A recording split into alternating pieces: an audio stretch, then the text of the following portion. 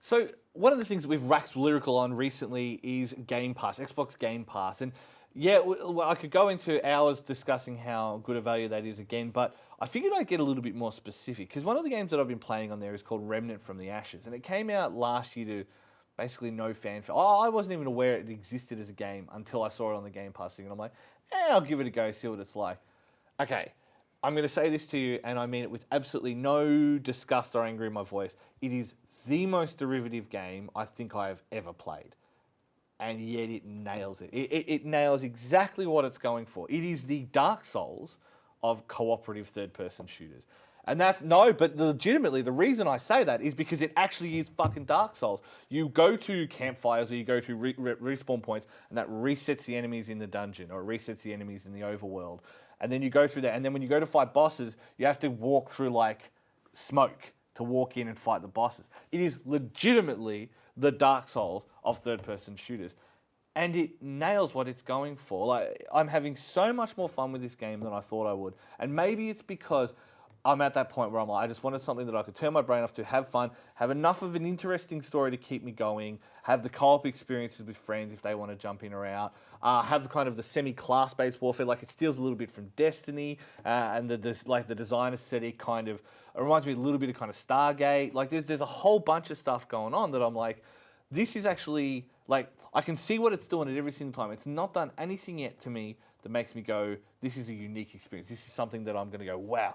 But it's great schlock. It's great fodder. And I think one of the things that I lament over the last few years is the lack of the B game. You either have an indie gem darling that's designed well or is a point-and-click adventure, or you have some AAA over-focused experience. And you can tell that the focus testing is, you can tell we want to make a game that's like X, but does this, but does this, but does that. And yet it doesn't feel contrived. And that, in and of itself, is a strength. As much as I love to talk about all the unique experience that game has provided me, sometimes you can just do well, seeing what other people do well and saying, I want to make that, but try something different.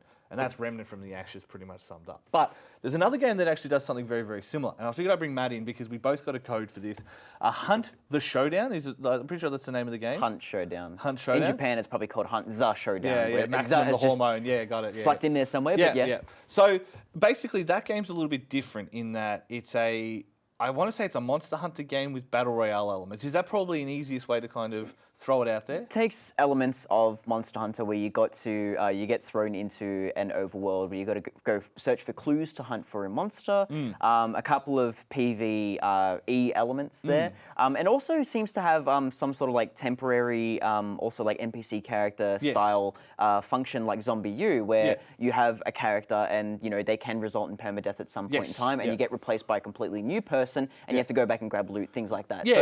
So because it does, like, it's the track 3 elements, but you can randomly stumble across them, which is Monster Hunter through. It's like, find the Anjanath, follow the 3 points and find the Anjanath. Or just, lol, he just happens to be here, find the angry pickle. Exactly. And if you don't find him in time, he'll find you. Correct. But unlike Monhun, where it's, say, like a team of 4, well, you can have your team of 3, but you can also have 4 other teams of 3, or up to 12 people chasing after the bounty. So it adds that element of, there's that PvP shooter element to it. But yeah, if you get killed before you exfiltrate, and every map technically takes an hour. You can have 1 hour on a map to find the item, blah, blah, blah. So you can rush for it and run for it, but if someone sees you and they've got a sniper rifle, pop, you're dead. And that's it. Your character's gone. So you lose your items, you lose everything. They can loot your body, take whatever you've got. So it becomes that question of, I'm doing some low-level things.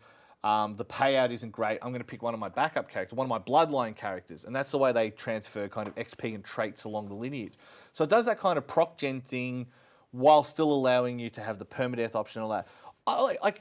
It's a great concept. My biggest problem is I'm not convinced that, it's going to come based on the strength of the community. Yes. And is the community there? Do you know what I mean? Yeah. That's my worry for it. With most games that rely heavily on PvE elements and PvP elements at the same time, it really lives or dies based on how many people are playing and how much of your concurrent user base is playing at that point in time. Yeah. And while it is a fantastic concept, it is a concept that has already been explored several times, but not in the way that Hunt Showdown does. Yeah. And I'm excited to see that. I would love to see more people playing it because it does deserve that much, because it is the most gamey game that Crytek has made so far. Yeah. Like a lot of people give Crytek criticism for making an engine and then a tech demo second, and like games like Crysis and stuff, it's very much true. And by the end of the Crysis series, they tried to bring it back by having like an overarching story and stuff like that. And But even not Far many Cry, people cared by that point. Exactly. Yeah. So it becomes that thing. Again, my only issue is they've kind of diluted it by having a pure battle royale option in there as well. Like the other mode is the battle royale option, and it's the like quick play. The quick play, and that's fine if you just want to pick up. Like it's literally you pick up a character with like randomized skills and randomized weapon, and then you put it into the world, and you have to try and fulfill the same objectives. So there is still a bit of fun to be had there. My question becomes like in a game that also has real world currency on top of, like, is it going to have the whale problem? Is it going to have the problem where someone says, I'm willing to put $1,000 into this game, buy all the good like weapons, buy all the good traits, like I can just buy multiples of this same weapon? Does that make me a little think? But at the same time, like I'm really keen to give it a go, especially in these first few weeks of its launch, because I want to see if they can make it work. Plus, the rifle's called a Winfield, and I mean that's about as Australian as it gets. So it is pretty Aussie, yeah. So yeah, it's a Winnie rifle. I got a Winnie blue rifle. So I don't know. I'm keen to still give it a go. I really think that at least I've tried something as much as. It is derivative, like you said, like we've said. It's Monster Hunter by way of battle royale, by way of like the permadeath. But all the parts, something different. Yeah, I know. But all the parts make sense. Like they're not just throwing it in there and going like, okay, this is popular, this is popular. The cynic in me would like to think, battle royale. Yeah. But at the same time, it has its place, and it really kind of intensifies the combat.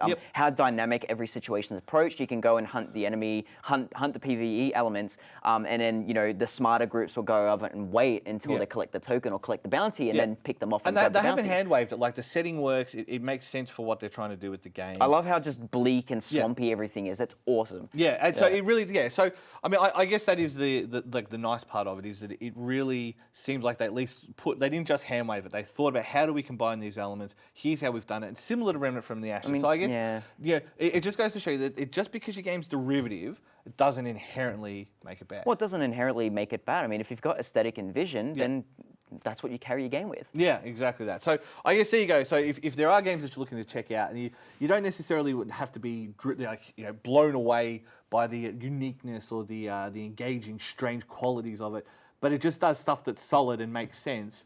I mean, there's nothing wrong with that. There's nothing wrong with a good B movie in this world, and I think Remnant from the Ashes and Hunt Showdown are exactly what you're looking for.